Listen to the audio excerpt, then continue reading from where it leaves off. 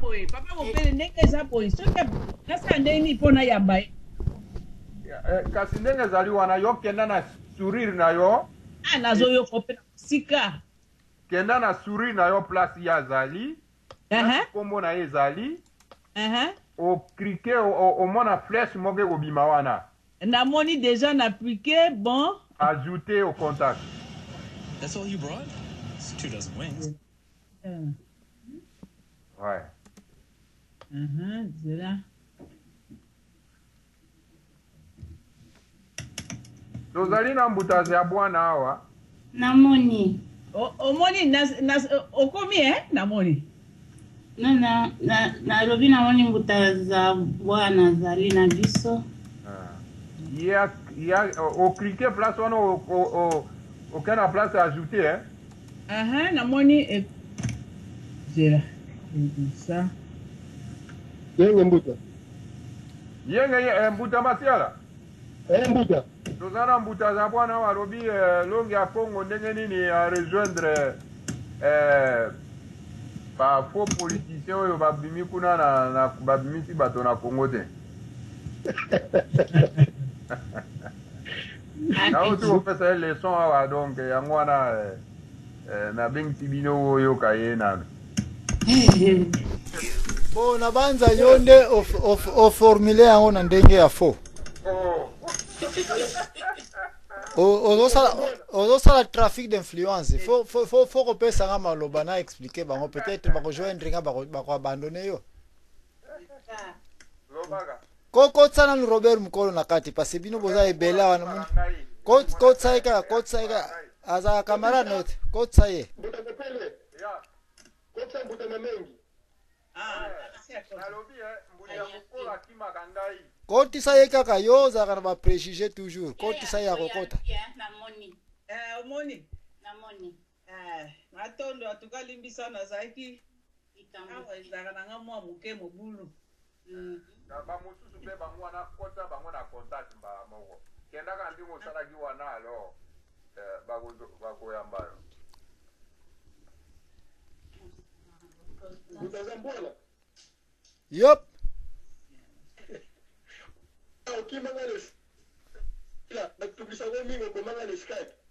Ngala bomaka batu te pete wana Skype ya kala na sala onsu te ba demande za mingi kuna onde so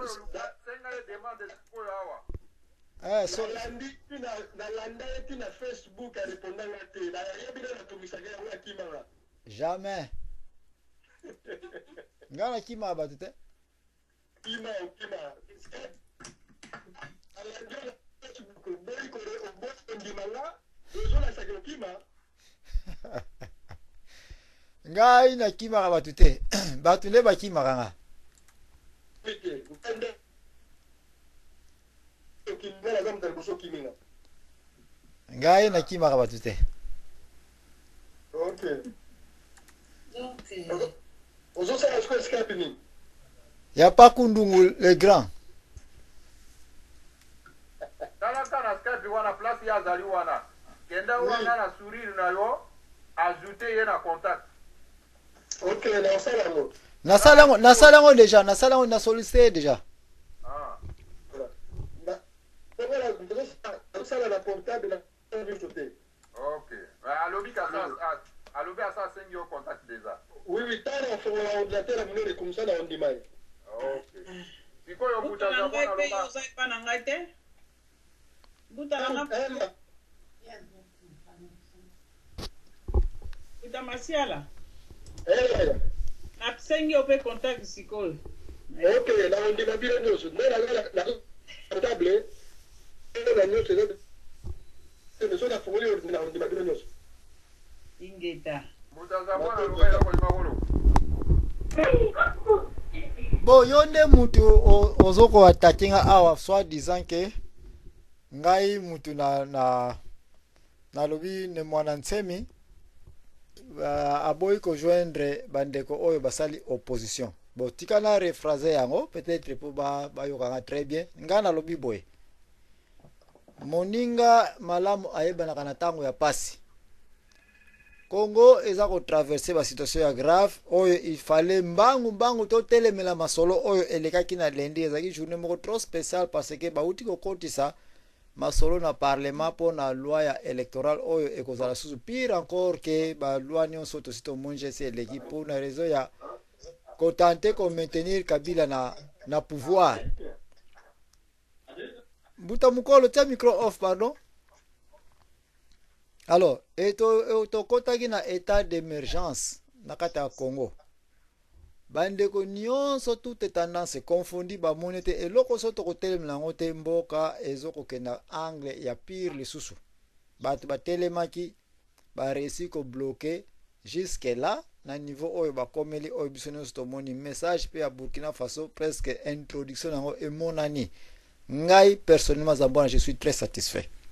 Alors, on a même peu vérifier par une figure publique et politique ya Congo, entre autres Mfumuntoto, Nemwana Ntsemi, Papa Tshisekedi, bilongi na bango, contribution na bango, mona bango, participation na bango na makambo nyonso na moni yango te. Na zwaki Mfumuntoto ndenge ya justifiaki na ba question zwaki pa na ngai conclusion za la moko. Alinga yango te, batutu bakoki ko analyser yango na YouTube. Et que na feti na ngai soki oyete ya yo pe jour ko sala fete na koyate to yepe ko mona batali de pesa na zaki na bango bino boza ko senga même ligote ye boyela ngai ye détruisez même les prisons siko action yango lukaki ngonga nango yango yo ekoki batu bateyi na libanda to yo kete li de pesa lingi dialogue basali pour 40 ans dialogue yango simba kana ngo peka kate. Pourquoi l'IDPS batu ba joindre masse te natango ba ye kotiela ba kabiliste kal? Ça c'est une bonne question. Siko yo pende ko bopele bobala uti ko benga auto uti ko soana yo avana beng sabande ko ba ya to vendre pe situation oy. Yo polo bina ite non. Mbuta bawana bakei parce que okozwa maloba na yo ya pourquoi opesi raison. Menga ita na poser question pourquoi ne mwana nsemi na batu na pas zaka na bango?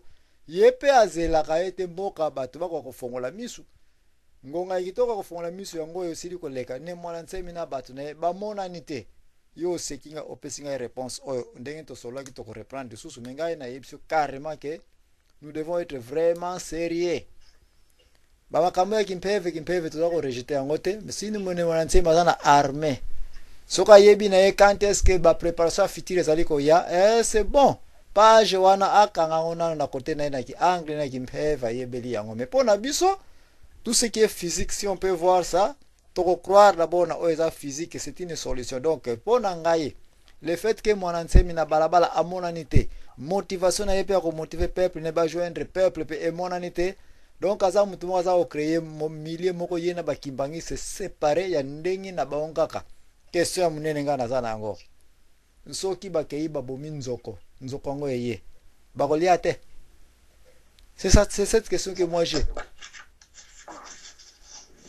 Parce que les kimbangistes bamonanité ne mwana nsemi bamonanité pourquoi passer bazana ba agenda spirituel tozela kaka bataillon céleste bakoya bataillon céleste ngo tuza kokufaka mboka za kokendaka est-ce que bataillon oyo telemi wana ya physique ya peuple kaka bomonte ke récipe ko tia bakabili senaka nazongisi bino maloba.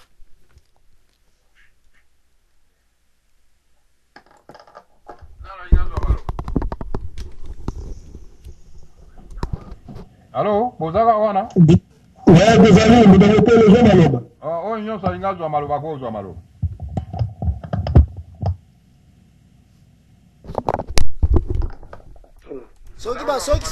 Lokola bazwi maloba te c'est que sikoyo ne mwanse na o comprendre était non bazwi maloba te li koloba était ba pesinga ba point que ce que je viens de dire fait du sens.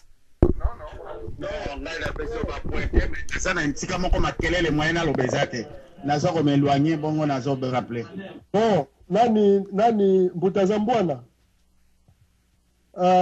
ngai eloko nako koloba liboso nano avant to banda nano kokota na ba détail ya bien nakanisi oyebi bien ne Mwanda Nsemi aza chef spirituel ya Bundugia Congo. Messager nyonso oyo aye akota ta Nzambe atindaka na mokili soki aye ayaka liboso na message ya amour na ndimi te lelo mwana nsemi soki alobi keno abimisa bato bakende kosala badego esalami lelo obi oyo esalamaki lobi soki bato na ye bakufi bokoloba nini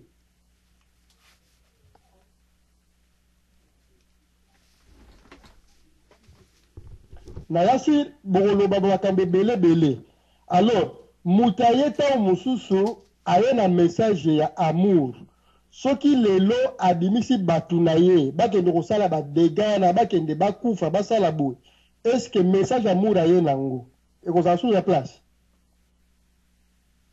donc koconsidere ntango mosusu mwanda nsemi te na Gabriel Mokia kotia bango ntango mosusu na titre moko te quelque part akoko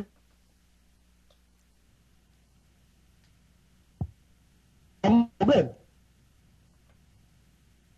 Après, il y a Gabriel Moto, il y a un normal qui peut la bima, ma coupe, et ça, la coupe pour la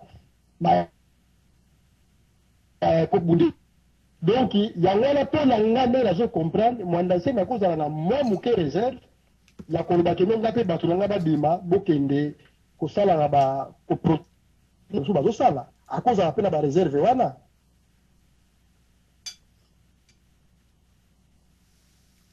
nayebi te soki olami mboto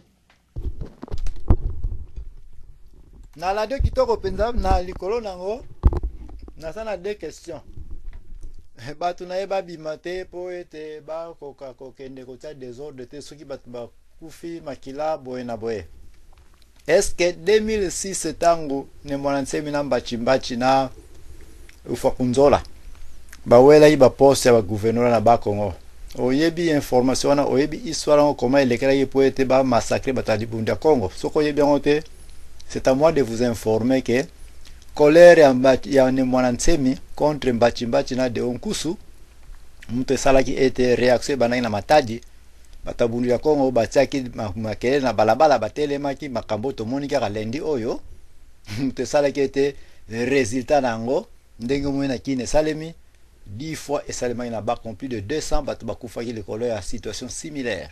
Ça c'est 1. 2. Oh le but était amour. Oui, j'aime bien tellement amour utilisé. Mais tant on est mon ancien mazako le baka était si les bas Congo bazana ba poste te makamandenge na ndenge za poste te na ba preuve makamino zolika na Congo est-ce que ne mon ancien mazasu mwana mke po comprendre te que la Kabili ba yoka kana amour te et que bayoka kana banzela mususu bata dictateur un dictateur ayoka jamais ba conseil et un dictateur mon côté dans monde alongwa par amour jusqu'à quand to continue ko kosamaka na babiloko pour dire que la spiritualité au Congo c'est ce qui va résoudre le problème. À vous. Nana ngazo maroba. Donc mbuto ko zolo mungana ko zo maroba. Ko namoni ba mama na kosa ba mama poto yo kana ba mama mais ba mama za mi wet mbuta za bwana azali na bozangi ya boyebi ebele penza yango wana donc na tangeli awa vanto banda débat awa na tangeli ba Congo dieto oye frappé na cerveau na penza ko ba Congo dieto 1634 ezako indiqué bien pe Congo dieto 1661 na réaction ya longi ya Congo par rapport na makambo elikaki na France politicien mon côté à réagir le lenge oyo longi ya Congo a réagir na Congo dieto 1661 ya makambo elikaki na France mon côté même Zabwana il n'a pas réagi le lenge wa alors yo kanisi moto oyo azali soutenu dans le monde spirituel akoki ko réagir au lenge wana si bino yo surtout bokendaki toujours na côté ya nani ya Hollande mais tala ye acheté na côté wana te il a analysé makambo na juste liberté na ye ozomona ça c'est ce qu'on appelle la makelele alors oyo yo moni na yebisi eke oyo moni ba telemi kuna na kati ya Congo lelo ezali par rapport na maye nyonso longa za koteya na kati ya bakongo dieto na yebisi eke na bitala wana omoni wana ezaka milinga ezaka milinga selema wana na bitumbi bandi nanu te po apesaki inani ya koedike bato eza mwana azali na incapacité ya kokenda koluka Congo dieto po atanga maye oyo longi ya Congo aza koloba ya zoloba ke non mais erepe ezoleka ezoleka c'est-à-dire aza na nzala lingi kaka lia mais avant oza na nzala olingo lia mais kenda mpe kosukola mpe maboko te olia nokozwa microbe na nzoto ozomona bozwa na maloba na ya manano fone awa namoni Matondo nazo maloba oui zwana nga oloba boye papa Nzambwana yo lobi pona bitumba kuna na bakongo faki soki 200 personnes mais longi asambaki papa nanga tomonaki biso nyonso alongi asambaki soki azaka kosena na liwa wana na bamawa wana oyo bakufaki nde balingaki kokanga ye donc ezali manipulation ya bango moko balukaki nyonso po ekweya na mutu ya longi po longi bakanga ye likambo toza kobosana ke longi ya Congo azali mutindami ndenge oyo basalaki mvuluzi kimbangu yango wana pe balingi basala na ye donc babanda koluka ye na lolenge nyonso kala donc ezalaki nango moyen ndenge nini bakokanga ye batia ye na boloko po baza koluka ye na façon nyonso voire même koboma ye bon naleki oyo bitumba oyo papa nanga bitumba oyo kolongi asi akomaki yango kala na nini na Congo dieto bato oyo batangaki Congo dieto bayebi ata papa nangai bopere bobala ndenge azoloba wana po ya tanga ba Congo dieto ayebi akomaki yango déjà makambo nyonso akomaki yango mais soki akoti te epa nanga na komona numéro 1 eza nano biso moko ba opposant wana esengeli bayeba entre bango na bango ke toza na longi ya Congo azali awa avant ke tosala likambo esengeli toya nano tosolola bango bayaki epa na longi ya Congo te soki bayaka epa na longi ya Congo balobaki kala longi tozomona boye tokosala boye na boye longi alingaki kopesa bango conseil ke te bosala boye bozalela boye bosala boye elinga kokende na nini mais bango basali na ndenge na bango bayebisi longi te basololi na longi te longi asala nini longi pe azokontinue nzela na ye mpo longi azali mutu moko akosala mamani akosala likambo oyo ke moko te na kati na biso akoki kosala yango moko te na opposant wana vraiment nazobetela yango setete toyeba opposant moko te akosala oyo longi ya Congo akosala donc ye azali mutu moko oyo akosala finale ya makambo alors bao mususu bazali lokola baleki esengeli na kati na bango bayebaka ke biso soki tolobi baye kokanga biso soki tolobi baye kosala bo mais oyo aza koloba aza kovanda alors esengeli malamu tika topusa na pembeni na ye bango nde bazozanga kopusa na pembeni na ye nyonso wana ezali biso bato mwindu tozaka na biso ndenge wana tolingaka te ke mutu totia maboko akende liboso tolingaka kozongisa mutu nsima yango wana bapasi nyonso toza komona moni po ndenge ezali na minute tozoloba 500 basoda bazali wana kaka na Joli Park wana kana babouge te baza na bango kaka wana bazozela miso na bango kaka yifu baboma kaka longi eza meme bitumbo nyonso tomoni oyo ezalaki kaka bayi akoboma longi ezotikala kaka miso bokende kopade ndako na ye mais lokola nano mibeko yango ya bango kuna nano batindi nano bango te no alobi te yango wana ozomona baza kotraine mais na minute oyo baza kaka wana na Congo Matondo nazongisa bino malo. Oui mais maman na yebite soki oza koyoka na yebite olobi ete soki olobi bakangi soka olobi bakangi tango koza maloba na yo meka mpe ko elenga na yeba nani oyo oyebi na Congo oyo aza na privilège ke akoyi koloba pe bakangi ye te puisque yo lobi kaka na cadre longi ke soka lobi bakangi bazane mayele yoko yebisanga nani yango yo omoni aza na garantie ki akoki tia Kabila na kaka bongo asali ka exceptionnel ke bakokanga ye te. C'est parce que awa toza kosala face na gouvernement ya ba un dictateur, il y a un militaire, toyebi ke za gouvernement ya ba représailles. Alors oko tante pe tant ko zoma loba lisusu o yebisanga nani yango atanta ko ya ko yebisa vérité to ko lobela papa masala ta micro off nani yango atanta ko ya na pembeni na un dictateur na vie na ye atante ko challenger bongo aza ko satani na ko kangama te pour dire seulement que c'est seulement ne mwanansemi qui n'a pas ces privilèges là ya ko tante ko loba pe ba ko kangaye. Et ensuite longi akomaki makambo to uti ko mona semaine oyo ndenge olobi mais soki longi akomaki yango déjà na bandeko bokolanda kan longi ne mwanansemi oyo ye ko asi a professeur ija makambo uti ko leka semaine oyo. Est-ce que moi tike ngeza occasion malamu pour dire que ngonga nango pe ko kima kamo longi akomaki tika to joindre yango bo sali yango te bo o lobete longi ye moko ebitant soki longa ebitant est-ce que to iko profiter pe bino batu bozaka toujours na pemina ko yebaka ba Congo dieto oyo to yeba impetant oyo basine nini to komona ta yango iko sale maka puisque ta yango pe eza un peu ko umela pe moi mingi à vous l'antenne. Bon, est-ce que je...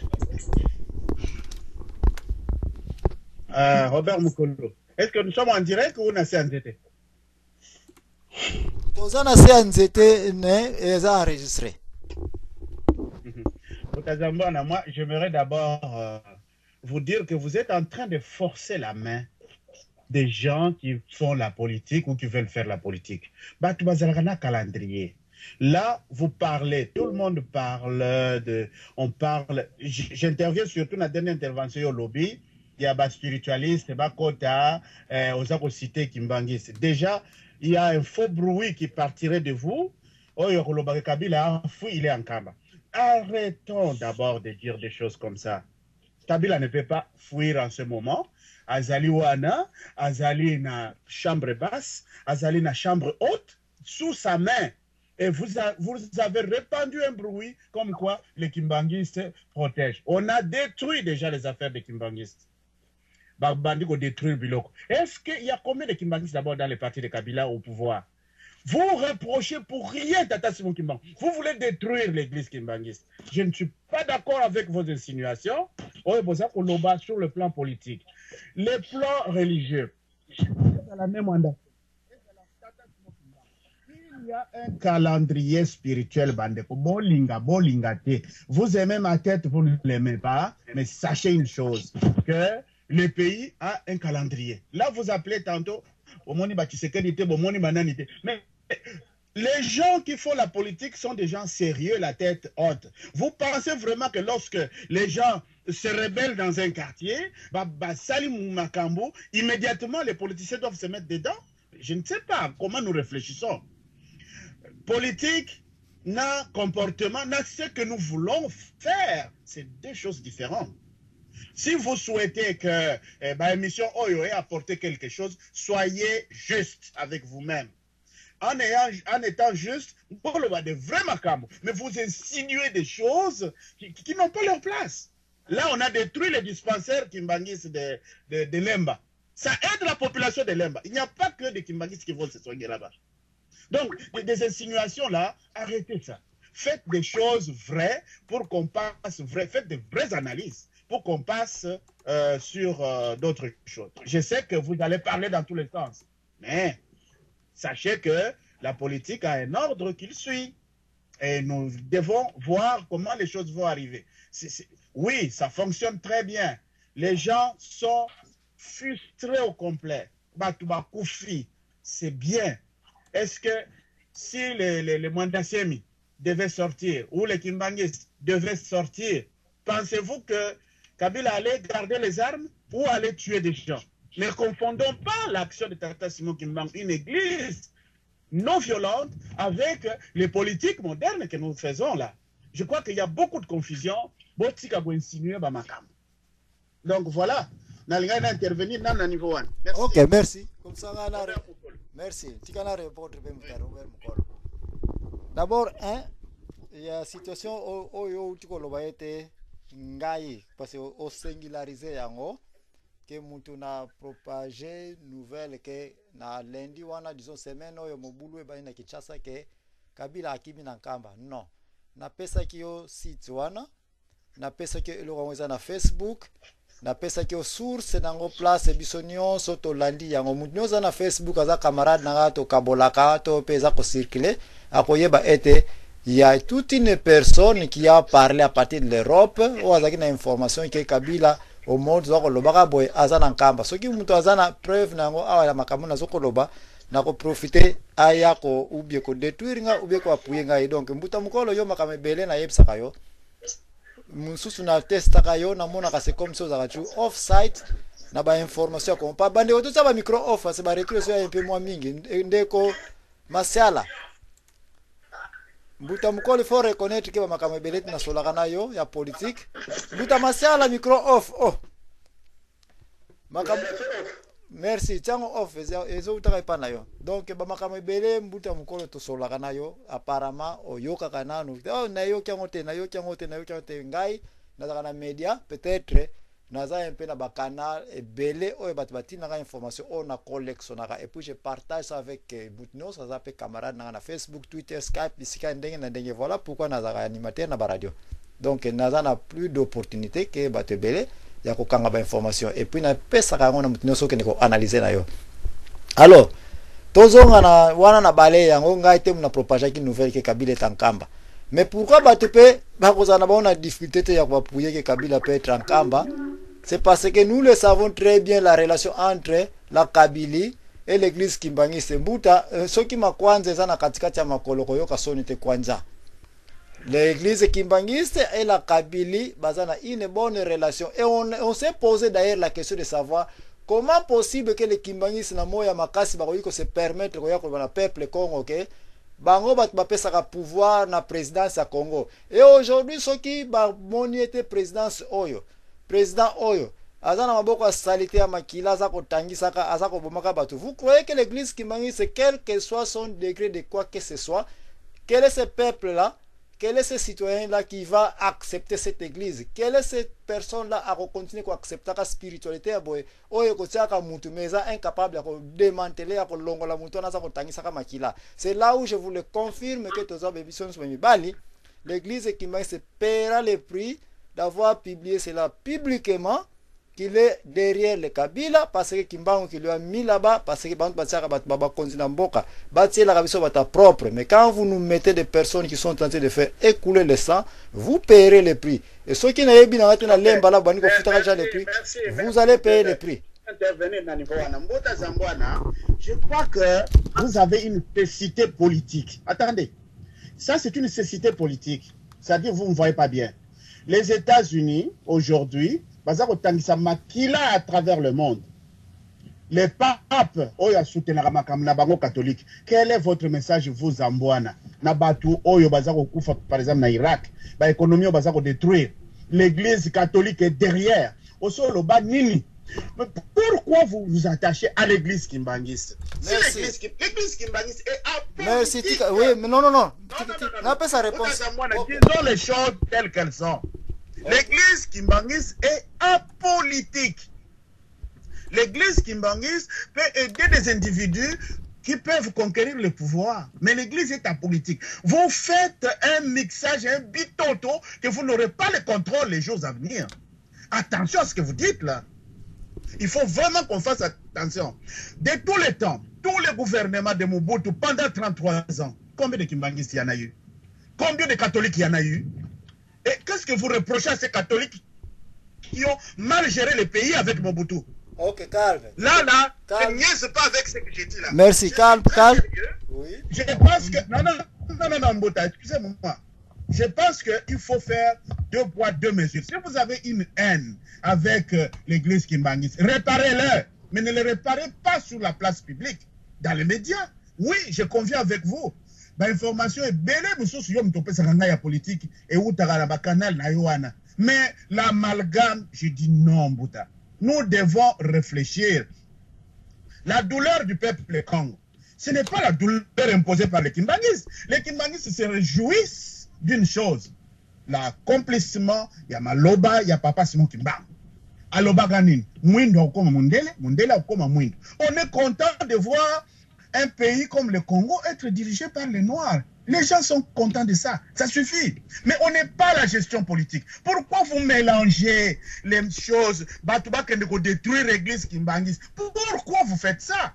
Pour quel intérêt? Qu'est-ce que vous voulez détruire? Allez en Kamba. Si vous voulez régler un problème personnel, allez le régler là-bas. Mais vous ne savez pas la puissance des médias que vous avez dans les mains. Vous parlez des choses, mais les conséquences, un jour, vous-même, vous allez les payer. Hein? Mais je ne crois pas qu'il faut continuer à parler en mal de l'église Kimbangu. Même si mal il y a, ça ne doit pas se dire de cette façon-là. Merci. Vous dites des choses qui ne fonctionnent pas en Boutazambouane. Merci. Désolé de vous le dire, merci. Prenez-vous en garde, l'église est en politique. Donc les affaires politiques doivent se gérer en politique, les affaires religieuses doivent se gérer dans la religion. Donc tu veux nous convaincre que les affaires politiques doivent se gérer en politique? Non, ok. Donc l'église Kimbangu, ce n'est pas mélangé dans la... On est au milieu du pays du village. Ok. Donc, en vous écoutant... Les ministres catholiques qui ont géré le Congo, mettez les Kimbanguistes, ils sont combien? Quel est le poids des Kimbanguistes? Plusieurs fois, Maluma Luyewana, ça qu'on gère l'élection, la corruption, ça qu'on les canne Congo. Kimbanguistes, ça fait quoi? Quel est le poids des Kimbanguistes? Ok. On peut intervenir là? Bon, je vais répondre et puis vous pouvez... Attends, je vais répondre et puis vous allez... Je vais intervenir s'il vous plaît. Oui. Bon, nous allons répondre Papa Nabiso à Kimbanguiste. Donc il ne faut pas comparer les comparables. Si aujourd'hui les catholiques tuent l'Irak, tout comme au Boma à travers le monde, les alliés religieux Oyabango, à Nindele. Si aujourd'hui ils sont au Télémili, tout le Belapona, pour Kimbangu, pour l'église catholique, parce que c'est les nôtres, les alliés religieux à Bisso. Donc il faut voir ça dans le Pona à Bisso. S'il y a un problème de Korangaï, Papa Nangaï, tu vendis ton solide entre Bisso. Tout le monde sait bien, tout le monde connaît bien, excusez-moi. Tu as dit bien que les Kimbanguistes se prétendent, ils sont fiers de ça. Il y a Kolobake, Bango Moutoualba qui Mobutu a ça à 32 ans et 30 ans à pouvoir. Les Kimbanguistes sont fiers de dire ça. Mais quand on voit les dégâts que Mobutu a commis, a fait sur ce pays, là, tu tiens beaucoup d'interrogations. Et cette fois-ci, on dit que le président Mouana Mouké, avec tous des atrocités, plus de 8 millions de morts, donc pardon, ceux qui ont réfléchi normalement, je me pose une question. Est-ce que ça fait un vrai message à Papa Simon Kimbangu? Ou bien un message à Papa Diangenda? Comment il peut nous donner des présidents qui disent que pour nous tuer, pour nous rendre ridicules, partout, qui a fait le pire? C'est le problème interne, il y a Bisso, il y a Bana Mboka. Mais tout comme on l'a voté, il y a s'il y a un problème, arrêtons le fanatisme. On n'est plus dans le temps de fanatisme. Tout le monde a temps qu'on réfléchir. Les Congolais souffrent énormément. Ils souffrent de ma casse. Et puis, tout le monde a thème. La carte de la religion. Et tout le monde a bien été. Les catholiques, ils ont l'idéologie à Mindele. Mais les Kimbangu, c'est les nôtres. Ils ont l'idéologie à Bisso. Donc, il est bien fait. Il faut être à Bisso afin qu'il n'y ait pas de soucis.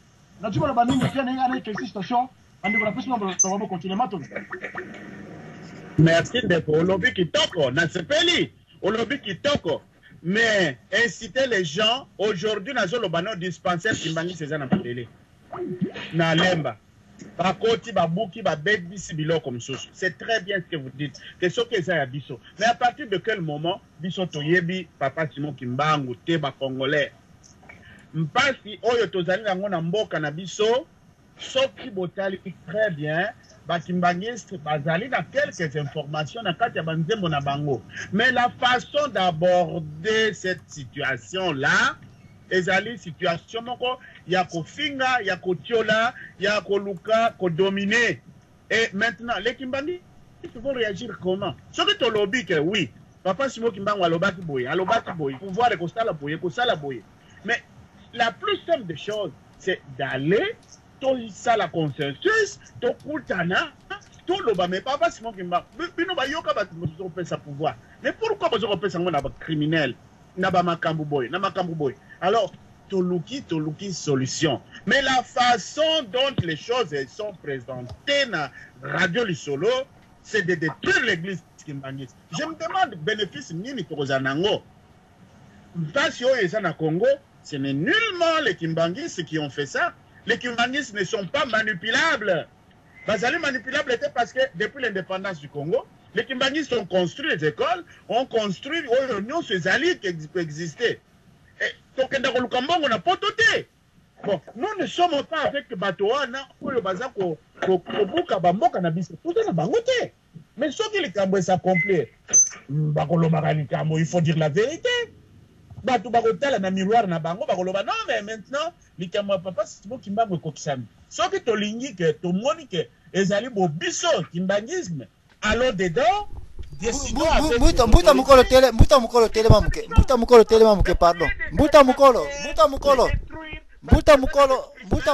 sont en train de prendre ça comme monnaie à agir. Mbuta mukolo place moko oyo na lingina éclaircir un peu tant oza koloba ete prophétie papa Simon Kimbangu et s'accomplir. Cette prophétie là ndenge na yoke la kayango ki bien si kingai tana zaka kimbangiste na tamba papa dangenda na yoka na yango te meto accepter d'abord que ça existe cette prophétie là. Que ekokisami que ba président bakoya bakosala ba mindele bakozala na bangoka au service des impérialistes. Notre grande question au niveau spirituel pour tester les Kimbangistes s'ils sont vraiment spirituels est simple. Est-ce que cette prophétie est salémite? Vous êtes d'accord? Yokanano. On doit vous tester. L'esprit appartient à tout le monde. Il n'y a pas que X, Y qui doit apprendre l'esprit à quelqu'un. Ça n'existe pas. C'est pourquoi il n'y aura jamais un manager des esprits qui est un chef spirituel. Non, il n'y aura pas un manager pour manager les esprits des hommes. Alors, on a continué. Ngai, tant na prophétie oyo Mfumukibango et Salemi, c'était pour attirer mon attention et d'être prudent que attention, ces présidents seront au service de l'impérialiste, mais ce n'est pas pour les appuyer. Maintenant, la question que nous avons contre les Kimbangistes, je dis bien contre les Kimbangistes, vous devez nous justifier sous quelle autocratie que vous avez pour appuyer ce que Mfumukibango avait dit, que faites attention à ces gens-là, ils vont servir les impérialistes, et vous donnez l'ordre à la population de les voter, de les accepter, de continuer à les supporter. Pendant que Kimbangu nous avait déjà prévenu que attention, ils seront vos ennemis parce qu'ils travaillent pour les Blancs. Pourquoi vous acceptez ceux qui travaillent avec les Blancs?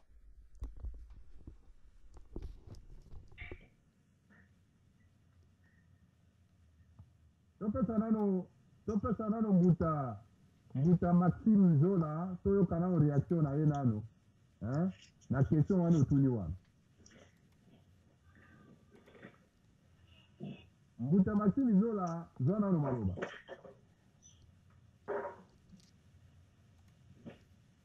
Mbuta Maxime Zola est-ce que oza koyoka biso? Mbuta Maxime Zola azoyoka biso te. Topesa nano mbuta Mbwilu yo oza nao na réaction mwa moke na motuna wana mbuta za bwana tuni.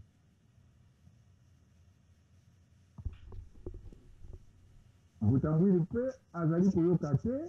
Alors topesa nao Nesa Sukulu yo lobi boni.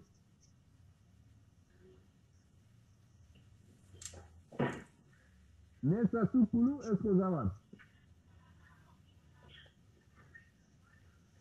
Nesa Sukulu eye aza koyoka te. Alors nayebi te yaya Kotawali to mpe nani tout ça va bien branché. Ya Kotawali Azo maloba potanga sole ka papa. Ouais, zo maloba na moni bande ko musu baza distrait. Matondo ezobangisa batu pamba yalima kama mboka eza na molimo eza na motema eza na politique to kolobela yango. Oyo bazona ba c'est chaud ko pesa il faut ba pesa. Ouais. Muto kobangisa mutu azate parce que yalima mabelo ezali ya biso no soto. Yaki Mfumukibango tonga yaka kutaka mabelo ezalaki ya bakoko na biso ya botobaki parmi tant d'autres po asala sala oyo pesa bela ki. Tolobi boy. Bande ko ngai likambo mboka na biso bato bazokufa ebele ya pamba na buzoba. Pour la nini, parce que sentiment est primé, les colons, il y a ma réalité. Ce que tu dis, vous êtes dans le sens. À l'heure d'aujourd'hui où nous parlons, ce que tu as tenu, Batuya, il y a qui tu as dit, pour la bango, vous excusez le terme, il faut que tu aies le Joseph Kabila, il n'est pas un Rwandais. Bien que Papa Simon Kimbangu le bagi que Mutumwindu a déterminé qui nani région T, avec un Mutumwindu. Mais le problème actuel na kata mboka na biso avec les atrocités qu'on connaît, ils allaient dire na occupation en mboka juif. Na batozo commandé biso, balingi biso te, ba tia na biso te, bazo na posa ki kana biso. Yango to lobi. Mutoyo surtout ceux qui a luki na famille, a zuité, a kosola nini, a kepa ya ba camarade. So ba camarade ba kokite, a kepa ya l'état. So pa l'état kokite, a zongi et pas ya nzambe. Si no moni ba église beleza pa na biso parce que l'état a désisté. Famille a désisté, nani oyo ba camarade ba kokite, mutosali nini, akene église, comme na kotwa lisumi ya suka. Mais biso église de yali Kimbangu et pas oyo fumu Kimbangu, bien que atike église ité, mais idéologie wana ekene kitoko na ba papa Simon nani, ba papa Diangenda, na ba papa Kisolokele, na ba Bumambanda. Mais ce qui est vrai, ce qui est la réalité, nous avons compris que l'église Kimbangu c'est toujours Eliaka et toujours ezakana relation na ba politique oyo ezako pesa peuple face Mobutu l'a fait de l'or oyo pe mono yo azako sala yango asakaka toujours na politique na bango yango to lobi so to mitu une question est-ce que makambo azako sala et où tu peux na papa Simon Kimbangu c'est là où est la grande question on ne peut pas l'émotion d'émotion parce que les gens ont cassé mais s'ils ont cassé l'église et les gens qui sont morts ouais mais c'est important l'église on va le construire mais Moutakufi, ton zone a été. Papa, ça se fait l'Ojawa, l'église qui m'a dit a construit les écoles. Mais catholique qui fait et ton appel d'école. Ça, ce ne sont pas des trucs à comparer. Nous, on parle de la vie humaine. Batou, on va s'en foutre pour rien. On a ignorance. Nous sommes au télémi, on lui pose Batou, on va s'en foutre. Batou, on va s'en censé à protéger Bango. L'esprit, même la politique, pour protéger la population. Voilà notre problème. Au lieu où nous parlons aujourd'hui, Mboka ezali na kati ya maîtrise na bisoté. Tomituni, est-ce que c'est pas spirituel? Ça la faille cohésion mutuna ezali. Ce qui peut ça spirituel, ce qui te montre que combat la biso, et ça c'est pas pour aujourd'hui, donc c'est pour des siècles et des siècles. D'abord il faut mitou et bonga, faut que la politique la nenga malam. En tout cas, ngai masola ko so les alliés belé, mais bande conseil belé la kati, ce bon so maloba, de ko ngai bo pele pesa bon maloba, maton. Non, attends mingi. Alors Maxime Izola, est-ce que oza kolanda réaction à bandeko? Hein, Denye Bango Bata Koloba, mais Oyoki Mutamokola, alobi que non, mais écoutez, Église Kimbangu Césari à politique. Ok, balobi bien que Église Kimbangu Césari, Église où Ezali Kolanda, Matambe à Voulou Kimbangu. Mais Voulou Kimbangu Azalaki à politique était, Azalaki politique pour atteindre l'indépendance, c'est déjà la politique. Voulou Kimbangu, Abitisaki, Atoyaki ba malade, hein, Azalaki des scientifiques. Voulou Kimbangu, hein, donc, Ati bato, Mozambique na biso, donc Azalaki déjà spirituel, donc Bakukuma Tatu Malamba Congo. Donc, Azalaki au grand complet. Dernier mini, Église Kimbangu, c'est Ego le Bakélon, et Zali Nango politique. Donc, ils ont la Matame à Voulou Kimbangu, c'est un dernier mini, malheureusement, d'ailleurs. Bon, Naligina Loba. Nazako Loba Nabino Bandeko. Soki biso nyonso, Tolanda Katata Simon Kimbangu. Voulou Kinabiso. Est-ce que bako kangana micro nazwaki maloba? Dépo Maxime atanga micro s'il vous plaît. Merci. Alors, soki biso banso toyeba katata Simon Kimbangu mbele totambola ndenge elingi ye, soki le gouvernement qui est en place prétend être il y a élu ya papa Simon Kimbangu, biso nyonso tozali na mvuluzi moko oyo azali kotambisa biso tokoki kozala na ba différence te ba oyo babeta minduki ba oyo basala boye. Historiquement parlant, bato basalaki que ba congolais bayeba tata Simon Kimbangu te. Nous sommes en train de payer le prix. Bato basalaki likambo oyo ezali mingi ba mindele avec l'église catholique. On n'a pas enseigné suffisamment Tata Simon Kimbangu, qu'est-ce qu'il voulait, qu'est-ce qu'il a fait, qu'est-ce qu'il devait faire. Maintenant, tozali koévolue makambo oyo ezali koya nazali contre liwa ya même bébé moko azali kokufa parce que bazali na kisi na hôpital mama ye mote nazali contre biloko wana nazali pour jamais politique oyo ezali kodétruire mboka parce que mboka na biso au profit ya bamindele naza kotuna bakongole banso moto asalaka mbongo est-ce que azalaka na besoin ya mbongwe pourquoi biso tozali koboma na biso pour des choses que nous pouvons nous entendre toyokani tolobi na lokota ya mboka. Donc il y a deux forces en présence. Ba force wana en présence ezali ba force reconnaissaka papa Simon Kimbangu te na minute mon côté occident azali avec l'église Kimbangis soki bazalaka en intelligence avec l'église Kimbangis le plus vieux prisonnier c'est papa Simon Kimbangu. Il a fait 30 ans. Bato nyonso occident nyonso bakei ko beta maboko na Mandela n'a fait 27 bazalaka jamais na Bakimbangis. Donc excluez le fait de dire que l'église Kimbangis soutient la politique qui est en présence. Non, bandeko. Aussi, ce qui totali bato oyo bato na nzambe ba visiter na kati ya molongo to komona ete nzambe asala kana batu mpo asi apese lok azali kopesa batu mpo batala eloko nini ya siki koloba na bango. Batu nokola ba memwanda semi bazali kosala musala wana bazali malheureusement il y a les accents de division. Papa Simon Kimbangu n'a jamais voulu de division, au contraire mikamiambwa lekela kumosi sikamana kumosi baba za kongote bola la isika moko lokola ba mikambwa bola muke sika moko. Ça c'est l'unité la véritable. Cette philosophie là existe. Mais des escarmouches de langage. Moi, si je me lève ici, je me lève contre les gens qui pensent que l'église Kimbangis a détruit quoi? Et là, l'église Kimbangis a détruit les réalités. L'église Kimbangis, Batomusus, Bakobetaka Maboko, Mpona, Bamoni, Likambuana et l'Obamaki, et Kokisami, parce que c'est une église prophétique. Mais association ni biso ba congolais to salina ba Kimbangis poto yeba Kimbangis bandaki kaloyo bato nyonso ba sekaka ba Kimbangis baza bazoba bato nyonso ba sekaka église Kimbangis ata ozali maele ndenge nini soko kotika na église Kimbangis ba komona yo le plus beauté du monde.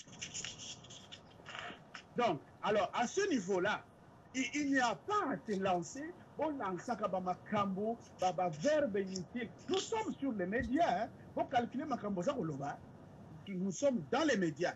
D'ici 15-20 ans, parce que c'est la bino malobawana, on sera incapable à côté la moi en fait. Donc, il faut totonga yango na boyoka ni bande konangai. Oyo apporter. On n'a pas papa Kimbangu. Maintenant que nous commençons à le comprendre, arrêtons de jouer dans l'eau trouble avec des vocabulaires détruisants. Arrêtons ça. Parce que tout ça, les Kimbangis construisent ces pays. Preuve, avec l'argent et du manaba poche tabango. Mais si aujourd'hui, tous les combattants se mettent debout pour détruire l'église Kimbangis, mais qu'est-ce que vous êtes en train de faire? On se pose ces questions-là. Soyons sérieux, Bandeko. Butamokolo, na zaka kana mwa mutuna moko. Parce que nous, otaki kolobano le biti. Église Kimbangis ezali apolitique. Mais bolobi bien que église Kimbangis ezali église engami na matambe ya Vulu Kimbangu. Mais Vulu Kimbangu ye moko en personne. Azalaki apolitique te. Azalaki moto asalelaki politique. A 5 indépendance. Hein? Abundaki pour l'indépendance ya Congo. Il y a ngai tozwa indépendance. C'est tout ça que Vulu Kimbangu azalaka politique. Mais ndenge nini ngombo ezali bati na matambe ya Vulu Kimbangu ekoka kokima lisusu politique butamokolo motina nde yango wana na esika merci Mota. merci na kitoko na mi yango na moni yango église poto tosala mpona koprotege bana na mboka yango topesa biso eyano. Ok, merci Mbuta na sepel na mutuna na eza kitoko. Église apolitique, mais les individus ne sont pas apolitiques. Ba individu yo bazui pouvoir, bazui courage, to bazui makanisi oyo ya Tata Simon Kimbangu mpoete batambolisa politique ya mboka. Bravo, biso nyonso faut tokoma na niveau wana. Il faut to salela yango. Ngai naza koloba, c'est une action politique que tozali ko poser en ce moment. Il faut poser une action politique to boy batu ba dominer biso. Oui, Papa Simon Kimbangu, yem to pesa biso indépendance. Oui. L'église a été créée après Papa Simon Kimbangu de physique. Mais spirituellement, batu wana bakufa bazali. Donc, ce qui veut dire que combat na biso, to s'imprégner na idéologie wana. To za la ba musulman, ceux qui balobi ba musulman, bango ba tiaka maobi biso. To za la lokola catholique te parce que oyo nyonso occident za ko dominer biso. Ezali sur base ya esclavage oyo bango ba komaki na mikanda na bango depuis la France na 1529. Oyo basalaki le code noir. C'est en termes du code noir qu'on continue à nous manipuler. Tata Simon Kimbangu nous appelle à l'indépendance. Totele matolo ba makambo na ndenge biso tozei komonela yango. Mais komonela yango tozala bomoko. Biso siko ndenge tozali awa na kati ya Congo na bisika nyonso. Tokoti na ba science mystique ebele babenda biso na cravate te, babenda biso na société te, babenda biso na coupe te. Makambo ya mboka na biso tozali koteka même mboka na biso. Mais mbongo basalaka yango. Nous mourons tous derrière les dollars. Mais nous pouvons créer les dollars. Et là, on dit les angibiso. Mais que ça, dans l'entente, dans la concorde, dans la compréhension, bisonios to vande sikamoko. Sena yango ane se salemi. Mais il faut que bango yo baza koloba kuna na mutu ya mboka balobi Tata Simon Kimbangu mutu atiaki bango. Mais pourquoi ils peuvent pas écouter leurs frères? La flèche est dans tous les sens. Donc na ndenge wana il faut boyokani biso banso tozala autour d'un idéal to vande sikamoko. Mais soki tozali kaka babenda biso na cravate te, babenda biso na veste te, babenda biso kotoyo, alors to continuer kozala dominer ti na moi l'épinière. Tous les docteurs formés à l'étranger, ce sont des bateaux oyo bazali ko servir na bateau oyo bazali ko coloniser biso lisusu. Ba politiciens nyonso en Afrique bazali bana misala. Est-ce que c'est ça l'indépendance que Papa Simon Kimbangu a joué biso? Non. Tolo banano makamba bundira Congo. Combien de gens sont morts autrefois na ba Congo kuna? Na boma tina nani kuna? Ba kufela tina nini? Parce que devant l'intransigeance de pouvoir aveugler pana batu po baso komona ke bato oyo soki ba yokani bazali esika moko bango ba kozwa sous place na bamboka na bisote. Alors maintenant il faut diviser pour régner. Ça c'est Mukanda ya Machiavel. Machiavel c'était un Italien akomaka Mukanda wana na 15e siècle. C'est ça que les politiciens modernes utilisent tilelo. Diviser pour régner. On nous divise. Même diviser le kimbangisme aujourd'hui, on nous divise. Diviser mboka, on nous divise. Par exemple, chinois. Mais qu'est-ce que nous avons à faire dans ces histoires? La vraie guerre se trouve entre l'Occident et la Chine. Alors, Batouana, comme Bazali attaché dans la spiritualité à Kosomba, Bazali va être si bango, pour Kabilo Chinois. Et les gens sont levés pour n'avoir chinois. Alors, maintenant, il faut vous demander aux politiciens d'aller là-bas. Non, soyons sérieux. Analysons les choses froidement, Bande Konangaï. La politique nous appartient, nous, quand ça va appartenir, mais tout y est banjeu. Mbuta mukole bolimbisi. Ndengo za kopesa conseil awa.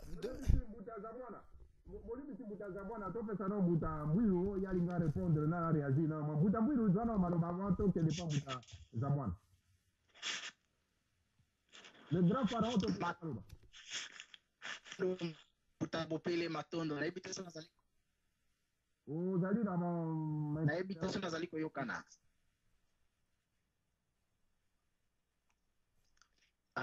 Oui, Loba, toza bo. Allô?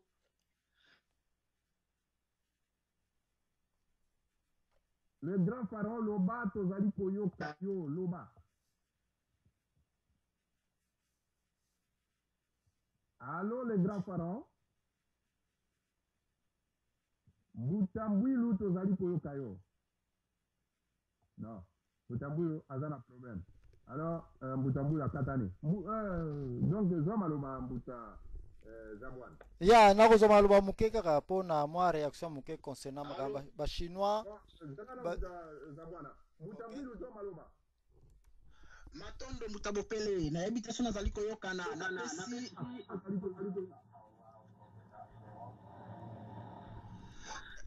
makelele moko makelele so te pa moto ya Sébastien live Sébastien chaque fois so akoti makelele ekoti nakati matondo bambuta nasepeli mingi bopesi ngai maloba napesi mbote mingi na bayebanso bana kati ya conférence nazali kolanda mbuta na biso mokolo ndenge azali kobabakata na maloba awawa nayebi te mbuta soki azali kovivre na planète moko na biso soki azali kaka na planète terre to azali na planète mosusu motuna ya makambo tozali nango awa ezali église kimbangiste na biso ya lelo ezali na kote ya peuple to ezali na kote ya pouvoir oyo ezali koniokola bana ya mboka bakongolais ezali simple église kimbangiste ezali clair nous analysons les faits tozali koanalyse bafaits église kimbangiste oyo ya biso église de Jésus-Christ et personne envoyée l'église de Papa Simon Kimbangu personne envoyée Jésus-Christ sur la terre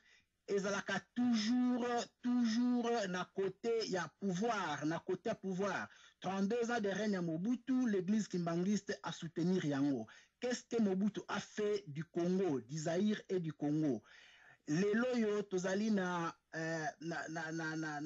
Joseph Kabila qu'est-ce que l'église kimbangiste azali kosala na Joseph Kabila azali ko soutenir ye alors ba prophétie ya Papa Simon Kimbangu ndenge ya loba 4e président ya jeune yemta kobongisa mokili oyo yemta kobongisa mokili ya Congo est-ce que président otozana esikoyo azali conforme na prophétie à Papa Simon Kimbangu, oui ou non, que Papa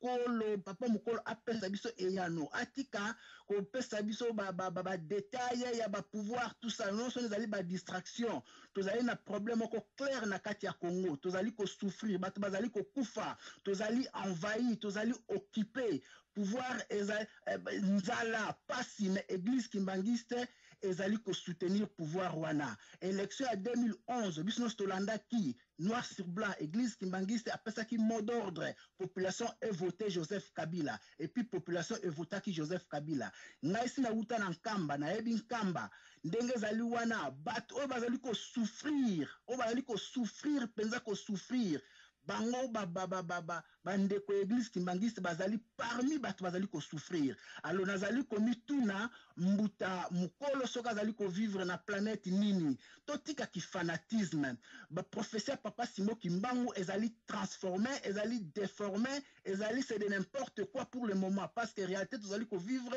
c'est autre chose c'est tout autre chose la prophétie doit se conformer na réalité peuple azali ko vivre alors le 4e président ce 4e président ye o tozali na ye ce qui 3e président ce 4e président tozali na ye alors que dit la prophétie de Papa Simon Kimbangu est-ce que Joseph Kabila azali conforme comportement na ye pouvoir na ye ezali conforme na professeur Papa Simon Kimbangu apesa biso eyano moko clair atika kokende na makambo etali nini ko construire l'école yango te ezali critère d'une bonne église pamba te tomoni pe église ebele construire l'école donc eza critère te ezali alobi ke église kimbangiste ezwaka mbongo na libanda te mayebi histoire église kimbangiste te ayebi histoire église kimbangiste te aza koloba na esika ya bato l'église kimbangiste ndenge ezali wana biso toyebeli yango biso bana ya bakongo bolimbisa ngai na kolobake na mokongo bolimbisa ngai bandeko biso bana ya bakongo toyebi ke église wana la vraie église ezalaki église Kintwadi ntango papa dia ngenda abandaki église wana ezalaki église Kintwadi et cette église a été transformée à partir et arrivé à Marie-Louise Martin un agent de la CIA a changé combo église de Jésus-Christ, personne envoyé Simon Kimbangu. Donc, et puis, depuis lors, l'église a changé de cap. et comment un instrument des Occidentaux, un instrument de trucs machin. Bakota écuménisme, maintenant l'église chrétienne.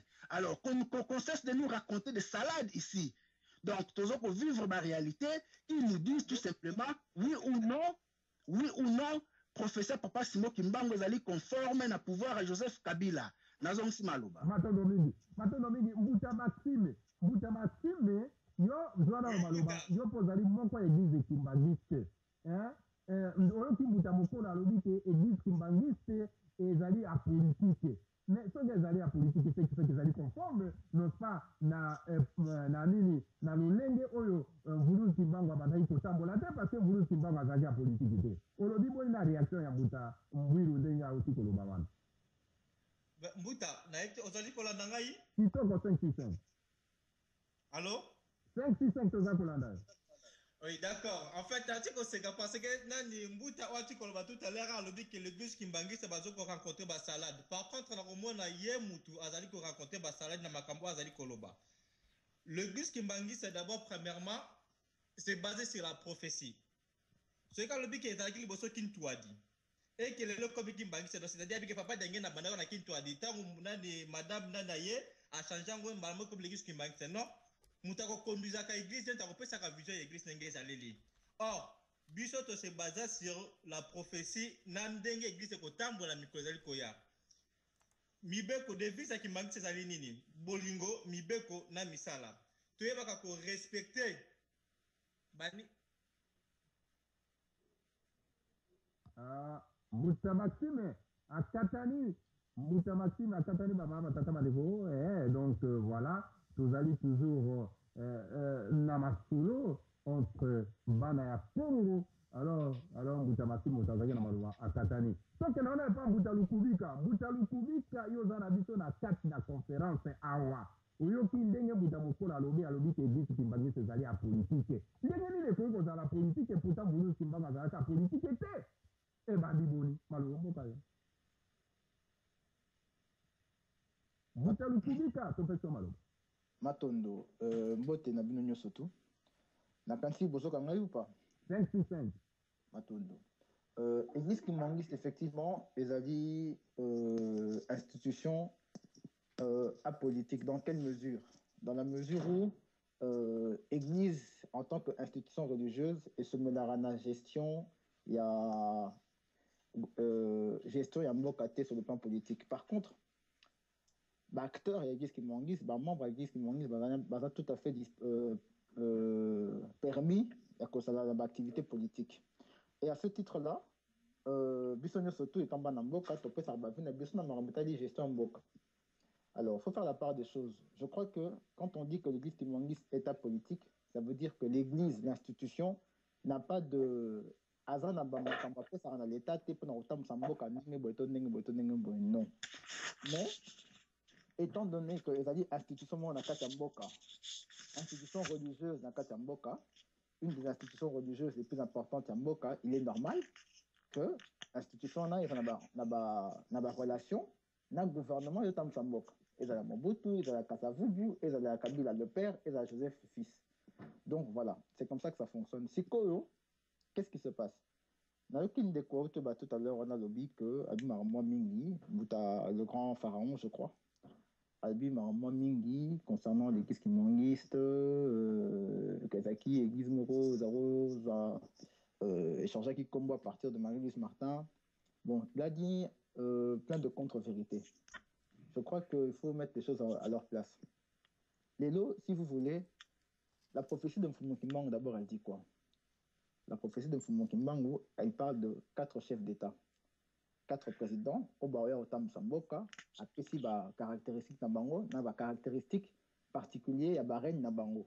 Ning ba Otam ça, ba Tamba Oumela, ba caractère Nabango en tant qu'homme et travaille pour faire ba Osala. Mais quand l'église Kimbanguiste dit que Kabila a parmi les présidents, Aza président ou l'Akaki, qu'est-ce que l'église Kimbanguiste veut dire par là? Je ne vais pas dire par là que Kabila a dit Kwatolendo, si je peux dire ça comme ça, c'est-à-dire président européen, côté de Missa, Bokonzam Kimbangu. Non, moi je ne pense pas que c'est dans ce sens-là. Ce qu'on veut dire par là, l'Église en tant qu'institution, le chef spirituel, je crois, et tout le monde, c'est que Kabila, Azali destiné à Rosala Maramoro Boye, pour permettre, alors je dis à tort ou à raison, dans mon tableau défendre le point de vue, mais pour eux, pour l'Église kimangiste, Kabila vient à Koyako, ça a un certain nombre de choses qui permettra l'avènement justement, il y a pouvoir, il y a un mouvement où règne, il y a 3e millénaire, il y a un mouvement, il y a Kotolendo. Donc pour les kimangistes, Kabila, lui, a à disposition Moroboye, je ne sais pas, sur le plan légal ou autre.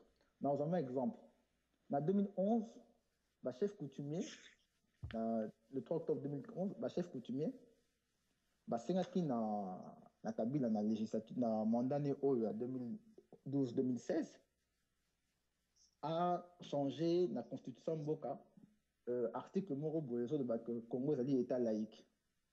Parce que le Congo est un État laïque, mais comme État, dans la religion, il y a Congo. Il y a une valeur Congo religieuse. Bon, ils l'ont demandé. Maintenant, est-ce que Kabila est-ce que mandat va permettre de commander ça la maté? En tout cas, voilà des choses, par exemple, que les gens attendent de Joseph Kabila, par exemple. Donc, je crois que ça ne veut pas dire que 8 ans, on va changer en gros. Congo comme Kito, Rotoni, non.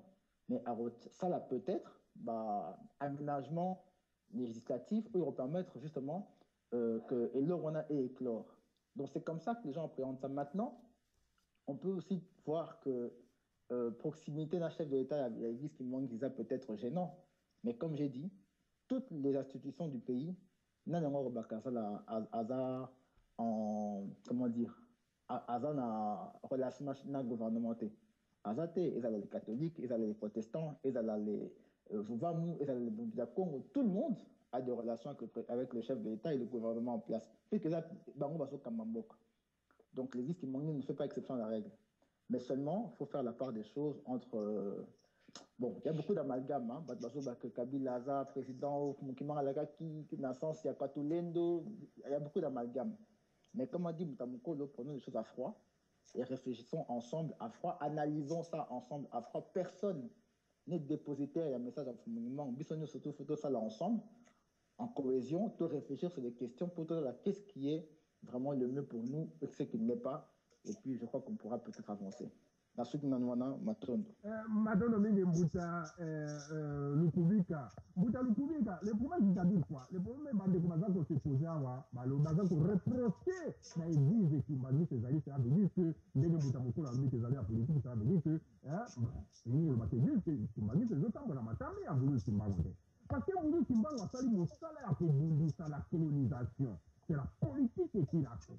Voulu Simbagonde donc à Bikisi Bato, à Salisi Bato, Mokono, à Sali la science. Voulu Simba la côté la spiritualité pour la Tita Bato, sur le déjà, bon jamais à mon propre la bicho. Et par exemple, qui était Motanga Mukanda, on a pour Mokotanga, oui, mais l'on connaît signé, il va être Mukanda, on les a habitués. Mais la carte, c'est totalement l'église qui m'a dit que je vais me reprocher. Et ils ont dit que Tambola Matambe a voulu Simbago. Premièrement, d'abord, ils ont dit ils ont dit à politique, ça veut dire que en cas de Matomazo Koufa, il y a à Kolobata, il y a mon côté, à Kanimono. En cas makambo etali bokoko na biso la spiritualité ya bokoko na biso ye na mokanda ya barome bameleyaki biso na bible bazoteya bato kuna na kati na église ke non le roi Salomon etc epatati patata bato na bango banonima na bango bazalaki na évangile selon Jacques selon Luc etc banonima ya bato baza na kati ya mokanda wana barome bazokoba koteya bato donc voilà bandeko bazokomprendre te. Mais si vous voulez Zimbango, il y a d'autres abattus, la côté spiritualité, bon corps la biso. Mais bien aussi, vous pouvez voter à bâtonner, bon corps la bataille. Donc, contradiction. Alors, la politique, tout ça là, alors l'église ne dit pas un mot. Pas de commencer à se reprocher l'église qui m'a dit. Alors, donc, la côté on n'en parle même pas. Il y a un monde de précision. Il y a un monde qui vraiment procès na mutakianga. Il y a un mécanisme qui va dire on a mis alors, na mutuse, ça va devenir mutuse.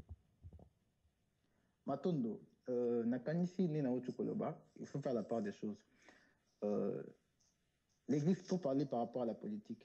Vous pensez que vraiment ceux qui, Boutakiangani, grâce à la présidente de la République, réflexion, tout, APSAE, Avinae, tout quoi que ce soit, vous croyez qu'il y a aucune radio, télévision, à un micro, que non, Kabila, je veux que tu fasses ça, si, ça ou ça. Non. Aza chef et institution, Aza organisé, Aza service naé, et quand tu dois s'exprimer, quand tu dois entrer en contact avec le chef de l'État, il sait comment le faire. Seulement, il ne fait pas de bruit. Il le fait discrètement parce que ça fait partie de son programme discrétionnaire. Parce que justement, tu le dis, l'Ingomba, l'institution ne se mêle pas de la politique. C'est-à-dire, elle ne donne pas d'orientation politique. Mais il est normal qu'une personne, un responsable religieux, tel que Papa Simon Kimon-Kangani, quand il est en communication avec le président, il puisse donner son avis sur les affaires courantes du pays. C'est tout à fait normal. Quand on le sollicite, il donne son avis. Quand il a un apport à donner, il donne son avis. Quand il a un conseil à donner, il donne son avis. Mais seulement, à cause de ça, c'est la télévision, dans la émission de télévision, partie par. Non. Il le fait comme il peut le faire parce que ça fait partie de son éducation. Ça, c'est une chose. Papa Diangen a pareil. Bon, Papa Diangen, maintenant, lui, il avait un tempérament beaucoup plus vif, plus virulent que Papa Simon qui manque un peu plus introverti. Mais il y a des vidéos, Papa Diangen se plaint. Dans Kinshasa, il se plaint que, par exemple, gestion Mboka de la Breuse, pays citoyen basé en sécurité, ça Kofoufou, ils ont coûté millions de francs de Zaïre à l'époque. Il fustigeait beaucoup le gouvernement. Donc, il y avait plein de fois où il disait des choses clairement, quand il était vraiment exaspéré, il tapait du poing. Mais ça fait partie de son caractère à lui. Et puis, rapport qu'il y a entre Papa Diangenda et Joseph Mobutu n'est pas le même rapport qu'il y a entre Kabila, le fils, et Papa Simon Kimon-Kangani. Joseph Mobutu, Azareki, ami de jeunesse, il y a Papa Diangenda. Ils ont vécu ensemble dans le Kananga et tout ça.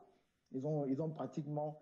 Mobutu venait manger chez grand-père, donc c'était quelqu'un que grand-père connaissait particulièrement, personnellement.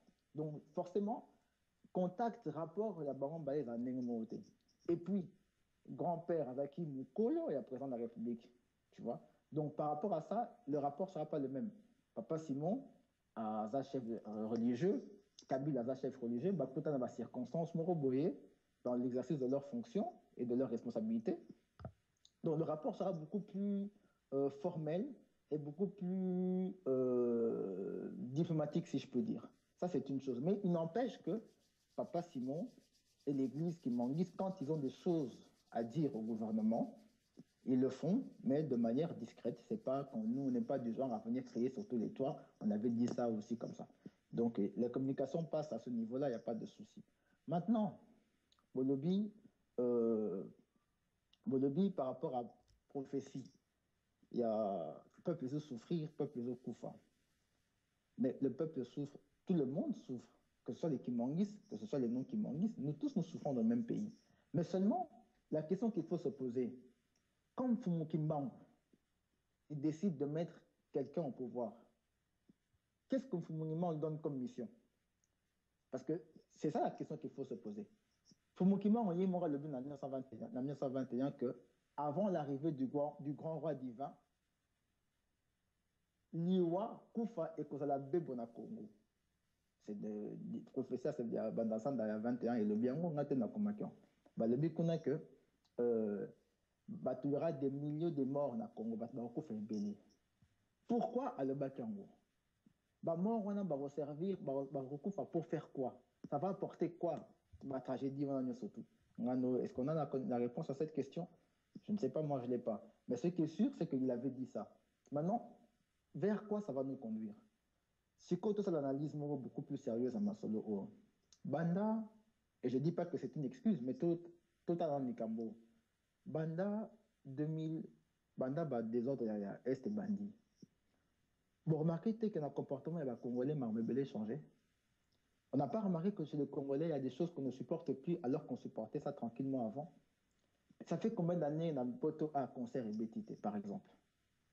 Ça fait combien d'années ici dans Poto que les gens boycottent clairement, et les églises de réveil, et les musiciens qui font des chansons obscènes, qui apprenaient des valeurs obscènes et tout ce que vous voulez. Mais qu'est-ce qui a amené les gens à cet éveil? c'est quoi? C'est quelque chose. Si les lots, tout le monde parle de Congo, valeurs ancestrales, tout le monde veut revenir vers récupérer cet héritage culturel et spirituel, il y a bien quelque chose qui a poussé les gens vers cette direction-là.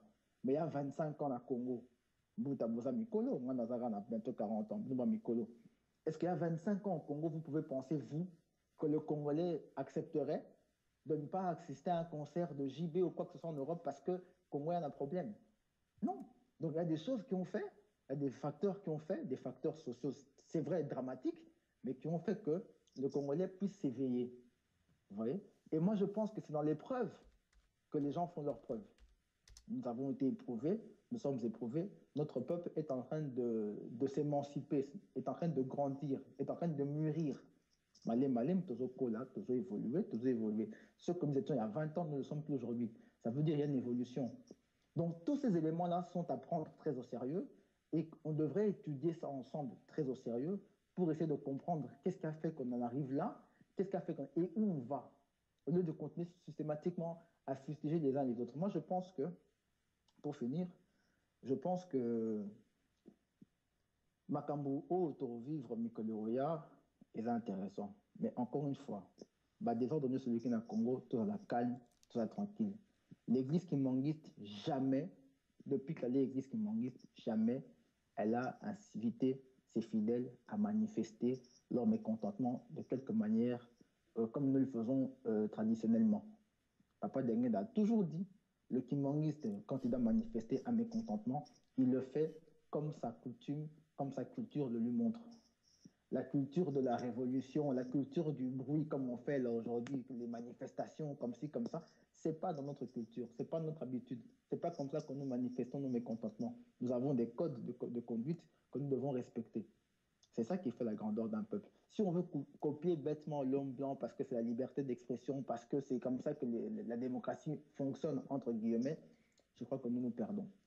Moi, je pense que, au contraire, il y a des choses qu'on doit apprendre des uns des autres, des kimbanguistes, des Batavuvamu, des Bouddha Congo, mais pas seulement, des chrétiens, des musulmans. On a tous des choses à apprendre des uns des autres. Et ensemble, on doit essayer de réfléchir pour avancer. Mais moi, je répète encore une fois, l'église kimbanguiste, en tant qu'institution, vous ne verrez jamais l'église kimbanguiste aller au Parlement revendiquer telle ou telle chose en tant qu'institution. Non. Mais son chef spirituel et les personnes qui sont habilitées à émettre des revendications auprès du gouvernement, quand celles-ci doivent être faites, croyez-moi, ces revendications sont faites dans les moyens que la loi nous permet de faire. Matondo, donc moi on va vous peut-être pas y a deux Sassoukourou. Les Sassoukourou, est-ce que aux Arabes est-ce que aux Arabes les Sassoukourou? Oui, nazo kabino moto opele. Moi motuna muke, oyoki ndenge mutalu kubika alobi wana, na ndenge badekumaza ko reprocher l'église kimbanguiste, oyoki ndenge badekumaza ko reprocher babino na écouter l'église kimbanguiste, il va ko jouer rôle oyo vulu kimbanga azwa kité non pas ya ko telemela mabe na kati ya Congo, vulu kimbanga telemela mabe na kati ya Congo, a telemela ki mabe, ndenge mabane ko nyo kolobana ya Congo, ko buma ba ko kata ba maboko ko pour priver la liberté. Donc, vous ne pouvez pas télématique. À ce moment-là, qui va écouter, à ce moment-là, ça va conseiller de gagner le public à l'objet. Voilà. C'est bon, parce que c'est une institution, mais vous ne pouvez pas attaquer la salarié, c'est une institution aussi. Donc, voilà. De la qualité pour la côté, le mapon à Koulouba, pour a été Bandeko, Makokako, pour se retrouver autour d'un leader charismatique, autour d'un leader spirituel, pour se retrouver. Mais les royaux, ils sont ça la montée. Yo, nanga mona réaction les anano, dengenini, na ndenge oyo. Buta, vous pouvez taper mukolo à l'obi. Na repesa bandeko nyonso mbote. Bayenge na bino nyonso. Alors, na landingo mukenenge mbuta lukubika lobi. Alobi église kimbanguiste, ce qui a une moi reproche, tout moi communiquer, tout moi nini tout ça. Bah ça là on a n'engé na bango, n'engé tradition et tout ça n'engé alobi wala mais tout le monde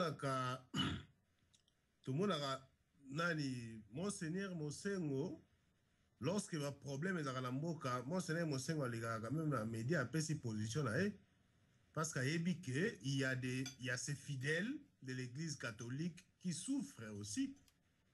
Alekaka a pris ses positions, vous voyez que non, monseigneur Mosengo Lobi boye, monseigneur Mosengo Lobi bo respecter la loi, monseigneur Mosengo Lobi bo tricher tout ça à l'obara. Mais l'église Kimbangwiste ba l'obara. Moutabopele, faut que l'église Kimbangwiste est déjà désorientée. Oh, nyon se bozo lo bawana, c'est rien. L'église Kimbangwiste est déjà désorientée. Et puis, Moutanzambwa na lobaka wa, yaza mwa l'église Kimbangwiste. Alors, papa Diange na lobaka, bofuka melabana na bisote parce que baza na pouvoir au bino bozo kanisa bangote. Baza na ngote. Donc, déjà, à partir du moment où Papa Diange na lobi maramanengwana, tout ce que vous voyez là, c'est foutu. Donc c'est déjà, c'est zéro, c'est foutu déjà. Donc l'église Kimbangwiste n'a plus de sens. Parce qu'il y a lobi bofuka melaba na bisote baza na pouvoir au bino bozo kanisa bangote. C'est déjà foutu. C'est foutu déjà. Nous sommes loba sur l'église Kimbangwiste, bozo l'exata la bino pamba. L'église Kimbangwiste, il n'y a rien là-bas. Et là que ça t'est. Donc l'église Kimbangwiste, nous le savons très bien que depuis Kala, elle sera toujours derrière le régime en place. Régime en place, bazo gérer mboka mabe, batu bazo souffrir, bana avenir ezate, ba mama ba besingo me bateka fumu na wenze, bazana avenir te, bana na bango bazo souffrir, mibali bazana misala te tout ça, ba mama wana basala ka effort ya koya kotsa tintsani na église. Mais quand même, il fallait l'église qui Kimbangwiste bundela rapé bango. Mais bundela rabango te. Donc, vraiment, Moutavopé, l'église Kimbangwiste, ils ont vide. Ils ont vide. Donc, il n'y a rien là-bas, Moutavopé. Et là, ils ont donc, tout ce que vous pouvez dire ici sur l'église Kimbangwiste, pour l'extraire temps pour rien, et l'église m'a qui désorientée déjà. Donc, ils ont malongé, ils ont kuna, ils ont té. Alors, Moutalo Kubika, que tout le monde na Congo a bazana régime en place, atangi Kimbangwiste zali, Vuvamu, Nemwanantemi, tout ça, bazana régime en place. Mais qu'est-ce qu'il appelle être avec le régime? Nemwanantemi, aza député, vota qui est, aza na parlement, azo salamoussana en tant que député. Mais il n'est pas avec le régime en place. Parce que régime en place, vous voyez, parce que ne moanante malaki ça que nazana binoté. Et combien de fois Olive Lembe a senga audience a koutana ne moanante mi a rejeté. Combien de fois? Donc, Moutananga et le Kubika, faut boye ba kozwaka responsabilité lorsque bozo sala makamu, faut boye ba ko assumer. Vous pouvez assumer, qu'on noyer tout le monde. Non. Qu'on mouiller tout le monde. Non. Donc, il faut vous avoir la responsabilité binomoko. Je crois que l'église Kimbangwiste, vraiment, ce qui justice, c'est quoi que vous avez la mokawana, l'église Kimbangwiste, c'est responsable de l'église Kimbangwiste, il faut pas passer dans la justice, lobby. Mais franchement, il ne faut pas passer dans la justice. Parce que, bateau, bien, vous prétendre qu'on peut sa pouvoir. Batouana bota la gestion na bango est catastrophique. Gestion na bango. Et bien vous s'enorgueillir que biso va topé sa pouvoir na mboka wana. Tana gestion ya bateau bien vous opé sa pouvoir. Et ça catastrophique. Donc l'église Kimbangwiste est qu'on passer un jour dans jugement. Et puis vous voyez ça la différence. Le Congo n'appartient pas à l'église Kimbangwiste. Le Congo n'appartient pas à l'église Kimbangwiste. L'église Kimbangwiste est salami après. Congo, Libota Congo et Zala déjà existant des siècles et des siècles. Et Papa Simo Kimbangu a botami lokola mbana nyos na Libota ya Congo, ayakokuta Congo existera déjà des siècles et des siècles. Donc botika kwa amalgamé ko sangisa makambo ya mboka na spiritualité non Papa Simon Kimbangu lobi boy tout ça to sala boy to landa boy non politique eza politique soki makambo yo tambola malamu te na mboka eh bien ba responsable nyonso ya mboka ba telemaka pour trouver solution, avoir une grande décision pour l'avenir à Mboka. Mais bino otozoyo kana minoka ba kimbanguista wa, c'est comme si le Congo appartenait à l'église kimbanguiste. Et l'église kimbanguiste, bazo collaborer dans le régime. Et bazo tout ça, bazo lié ensemble dans le régime. Or, ce n'est pas vraiment bien comportement. Il y a l'église kimbanguiste n'a pas problème. Nyon selo le kanamboka wana. Comportement l'église kimbanguiste, c'est ça malamute. Et les lois qui battent comme l'église kimbanguiste mabanga, c'est une honte. C'est une honte. Des églises qui respecter, mais les lois congolais comme mabanga, c'est une honte. Donc, bon revoir un peu votre façon de faire les choses. Bon, mais kobongisa moi moké parce que l'église kimbanguiste vraiment ezoyo ksabiso soni makasi. Donc, vraiment, Moutabopele, bandeko église kimbanguiste, ils ont bafo fouillant, bazo qui mandé responsabilité na bango, mais basali mabe na mboka wana. Basali mabe puisque tie ba dirigeant oyo bazo servir mboka wana te. Et responsabilité zo revenir na bango. Ya on a lobby que vraiment ceux qui toza na bâtiment basé esprit lobby bazui mboka wana église kimbanguiste faut quand même se justifier na comportement na ye vis-à-vis de régime nyonso ezalaki en place.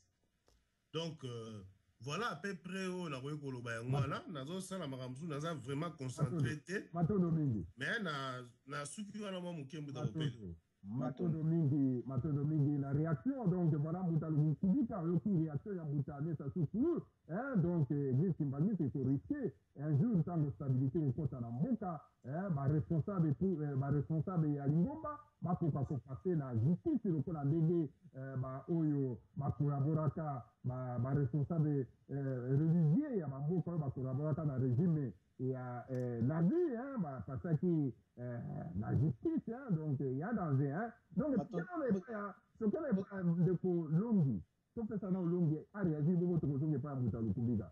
Ce que j'en ai pas, des commotions qui m'ont marobaté, parce que ma découverte, moi, il y a des marobaté, bah, vous payez, bah, mes quatre qui sont mon là-bas.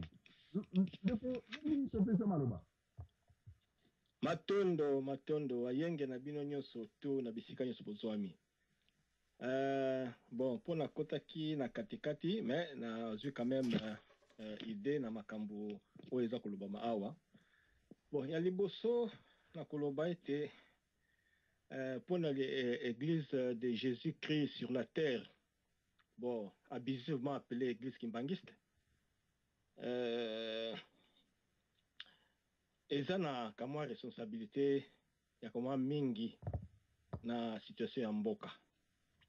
Parce que l'église attaque au lobby, ils ont institution politique, mais ils jouent toujours la politique. Parce que surtout ceux qui l'église ont vraiment un adepte belé, ils ont une influence dans Mboka. Donc, il faut jouer la politique dans Mboka. Parce que la cause là, le cola conseiller. Hein? Normalement, l'église, il faut être toujours autour. Il y a Moutazo Kambamboka pour nous repérer un conseil. Voilà Mboka qui est débrouillé, tout cela boye, na kimolimo, ko conseiller Mboka. Ils ont un rôle si koyo, aux églises kimbanguiste et jouaka. Voilà les élocos ou bombanité. Maintenant, la relation na mkoudamboka. Mais, na sika oyo penza ki ya conseiller mukondi tala passe zali sala boy na éviter ceux qui elo masu le magaté mais ba résultat mon la ke situation ba décision gouvernement ils ont vraiment en faveur ya population té population y compris ba kimbangi c'est pas dans la carte. Donc il faut église pesée église cause la bon, le bien exemple politique, mais il faut jouer dans la politique. Il faut faire un conseil. Dans l'élection, l'équipe, l'église qui m'a dit c'est Pesaki. Et c'est là qu'il y a une individualité, mais c'est une institution wana et Pesaki pour mettre en place et le Bamaki. bilembo mpe ezali na ye moko mokonzi mpe akendeki kuna apesaki oyo akokopesa baremerciement tout ça yango wana nde mais eloko ezali ya kobwakaka toujours mabanga na lingomba ya Jésus-Christ sur la terre par ceux qui Diangenda parce que yem tout vraiment tafondaki yango okoloba kimbangu te pa place wana yango wana etiaka ba confusion mingi faut toloba makambo ndenge ezali église de Jésus-Christ sur la terre par Diangenda papa Diangenda donc eza na rôle nango ndenge tolobia mais tokoko bwaka mabanga na église kimbangisi te parce que tozomona soki bamoto ezopela pe lelo église catholique peza ezwa part parce que malomalo en tant qu'aza individu mais aza na kati ya catholique bien que mosengo akozala contre be pas ye pa aza na kati oyo ki asalaki apelisa moto parce bazozwa olia koconseiller mokonzi ya mboka ke loi oyo bonde ezokende boye eza bien te to épargner tosala boye bango nyonso bakota kati ya danse oyo esalaki lelo epelisa moto alors pourtant makambo so nalingi oloba awa donc baide kimikimi mpasi makambo olekaki ebele oyo elobami awa mais yango kaka nalingi oloba donc tobwaka kaka mabanga mpenza kaka te na bakimbangiste na église na église de Jésus-Christ sur la terre parce que bapolitique nyonso baéglise nyonso tout ezope jouer rôle nango population surtout bango nyonso baza na bakati ya baéglise mais église ezozanga kojouer mpenza rôle oyo mpenza esengeli mpo te baconseiller mokonzi ya mboka sala boye et puis même soki mosengo akoloba ke non ekosalamaka ndenge wana te bamédia kofingaka olobaka nini bozwa banini moko il faut koyeba en tant que homme spirituel kozalaka baconseiller na niveau moko oyo mpenza ke moto olobi likambo azoka pe te masala likambo mpenza na conscience moko esala ke peuple a bénéficié tu vois donc mabanga eza partout y compris église kimbangiste catholique protestante tout baza na kati alors tozozela sikoyo va ya sika oyo ekosala mpenza ke religion kimbangiste botama oyo ekopesa mpenza baorientation moko ya bien pas l'église kimbangiste et pas l'église de Jésus-Christ sur la terre merci Matondo mingi en tout cas avant tokende pa mokolo na le grand pharaon tokende na pa bandeko bazwi na maloba te neti soleil olobi boni réaction soleil azali koyoka te alors donc mbuta pululu azali koyoka te alors comme ça tokende na epa ya bandeko bazwi na maloba te neti ne makindu ndeko ne mbuta ne makindu topesa maloba olobi mo réaction non en tout cas ne makindu azali na réaction toke epa yaya akwala réaction ezali boni avant tokende pa mbuta mokolo na le grand pharaon ok matondo mingi alors wana tokei directement epai ya bolimbisi parce que mbuta mokolo ozala na mwa moke mbuta maza azwi na mpe maloba te bongo to akopesa mpo oyoka bango mbala moko après tokoleka epai ya mbuta mbwilo mpe mbuta